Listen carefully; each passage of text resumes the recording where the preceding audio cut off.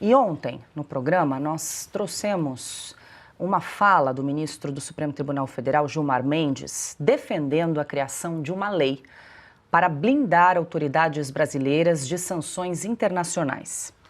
E nesta quarta-feira, alguns veículos de imprensa noticiaram que já circula entre uma ala do STF e a Advocacia Geral da União uma minuta de texto de lei que proíbe que empresas e instituições financeiras cumpram no Brasil embargos determinados por países estrangeiros.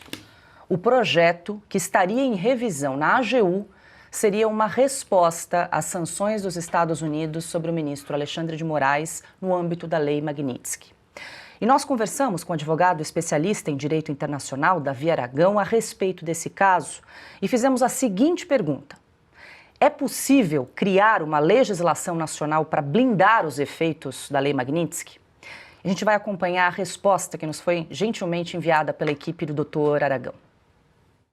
Ontem, o que nós vimos em Brasília, com o ministro Gilmar Mendes defendendo abertamente a criação de uma lei para proteger indivíduos sancionados por sanções americanas ou sanções de outros países, é mais uma cena, mais um capítulo dessa novela brasileira, onde as autoridades estão muito mais interessadas em se autoproteger em detrimento total aos interesses do povo brasileiro. A proposta apresentada pelo Gilmar Mendes, que, segundo ele, já está articulando com o Legislativo e também com o Executivo para sua criação, tentaria proteger qualquer indivíduo, como o ministro Alexandre de Moraes, das sanções Magnitsky ou de sanções de outros países que eventualmente vierem a surgir. Acontece que, na prática, isso não tem efeito. Já foi tentado, inclusive, pela Europa. A Europa tem uma lei similar que, em tese, as empresas europeias não são obrigadas a cumprir sanções aplicadas por outros países. Gente, as sanções Magnitsky, as sanções aplicadas pelos Estados Unidos, elas não são extraterritoriais, ou seja, elas só têm efeito dentro do território americano para indivíduos, empresas, instituições americanas. Elas não atingem outras empresas. O que acontece na prática é que, se você estiver negociando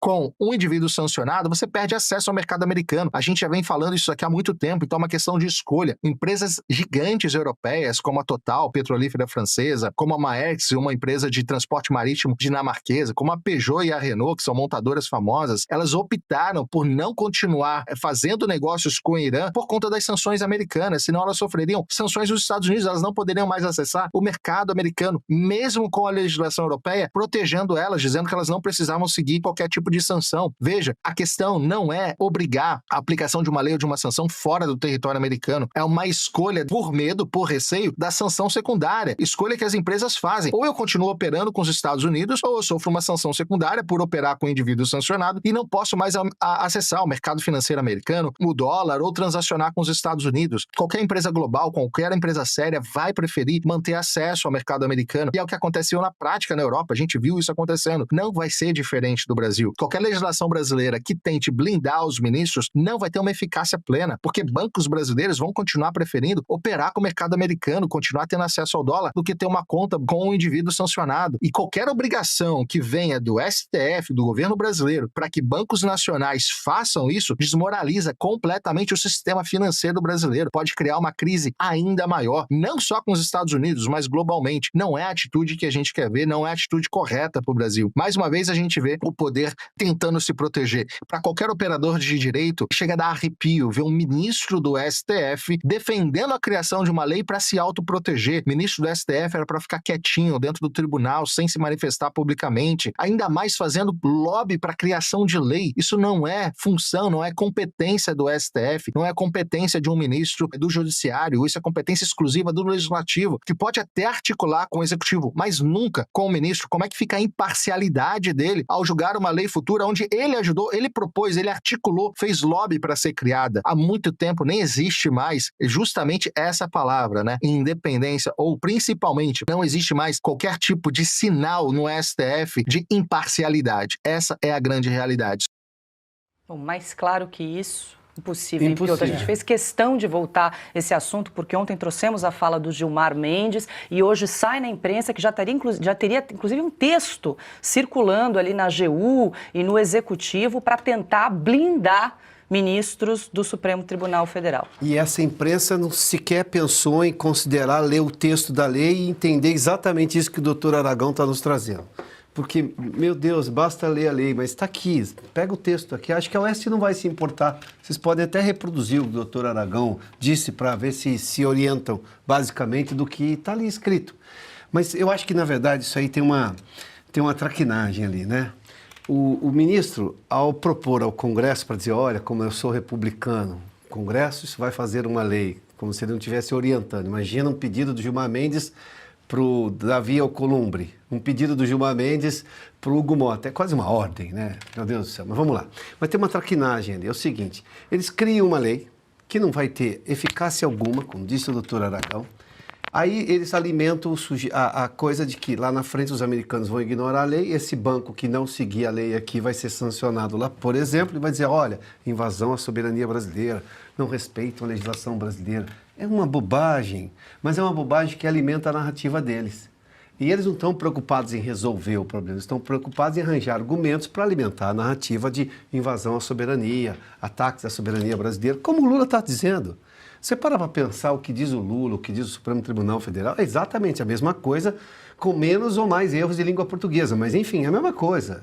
Então, quer dizer, tem ali uma ideia de criar um fato novo para só ganhar argumento novo, embora completamente ineficiente, porque a lei, de novo, está muito clara.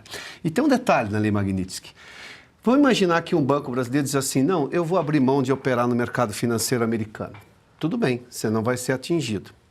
Então você não pode ter cartão de crédito nenhum, porque qualquer cartão de crédito, você tem que criar uma bandeira brasileira. Essa bandeira só vai atuar no Brasil. Mas aí o seu cliente vai saber que o seu cartão não atua fora do Brasil. Mas se ele fizer qualquer operação com uma empresa europeia e esta empresa europeia atuar no mercado americano, essa empresa europeia vai ser avisada. Olha, você está dando guarida para um sujeito que está sancionado. Secundariamente, pega todo mundo. O texto dessa lei Magnitsky é um negócio tão bem feito do ponto de vista de, olha, não tem saída para você. E ela também toma esse cuidado, que é justamente para evitar essa bobagem de ataque à soberania. Não, só vale aqui. Se você quiser viver na Groenlândia sem contato com ninguém, na Antártida sem contato com ninguém, tá tudo bem, não vai acontecer nada com você. Ela não é extraterritorial, como disse o doutor Aragão, com muito mais detalhes aqui. Mas eles estão usando essa história só para dizer, olha, agora não é afrontar só a soberania brasileira, está afrontando a legislação brasileira.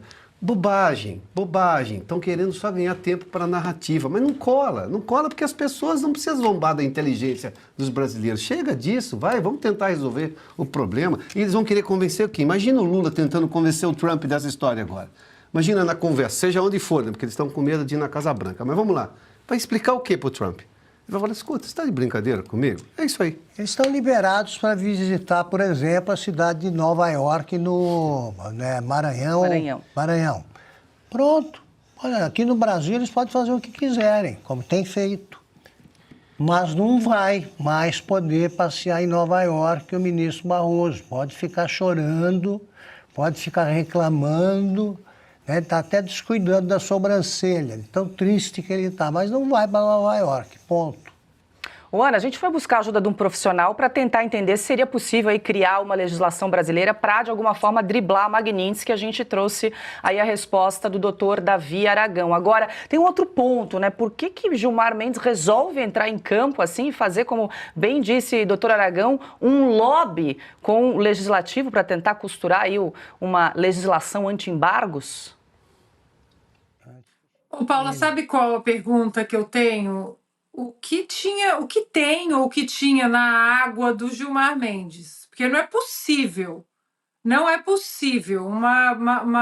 um adolescente de 15 anos saberia tudo isso que o doutor Aragão disse de maneira acadêmica, formal. Pelo amor de Deus, que vergonha! Um ministro da Suprema Corte achar que as sanções da lei Magnitsky elas são extraterritoriais. Nós estamos falando isso desde fevereiro, quando eu mencionei a lei Magnitsky aqui. Foi a primeira vez que eu mencionei em fevereiro, porque eu ouvi em janeiro, em Washington, de um grande articulista do Partido Republicano que me alertou. Eu acho que a lei Magnitsky pode dar certo no caso do Alexandre de Moraes.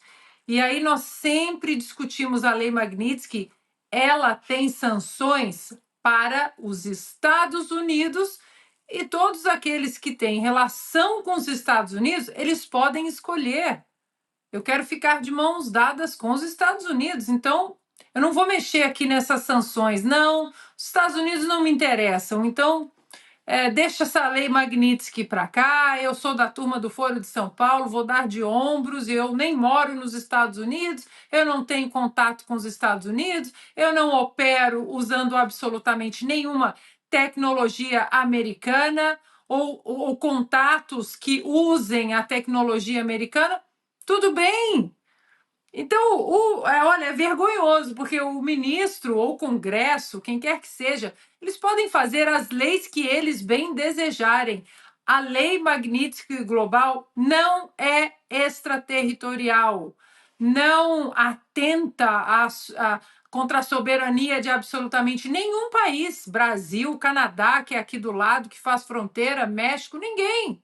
Os Estados Unidos aplicam as sanções para os Estados Unidos da América. Aqui, aqueles que têm relacionamento com os Estados Unidos, eles podem escolher. Então, Paula, é vergonhoso. É vergonhoso. Além disso que o doutor Aragão disse, se uma lei dessa passa, como é que fica a imparcialidade de um ministro? Bom, imparcialidade, na verdade, é uma palavra que eles não conhecem há bastante tempo. Agora, olha, pessoal lá, o staff, né, os secretários do ministro Gilmar Mendes, precisam dar uma olhada nessa água aí, porque está deixando um pouco perturbado da cabeça. O Lula não vai tratar desse assunto porque ele precisa de 3 meses para decorar a pronúncia aí de Magnitsky. Magnitsky, repete, Lula, Magnitsky, é isso aí, olha, é muita coisa, esse assunto está fora.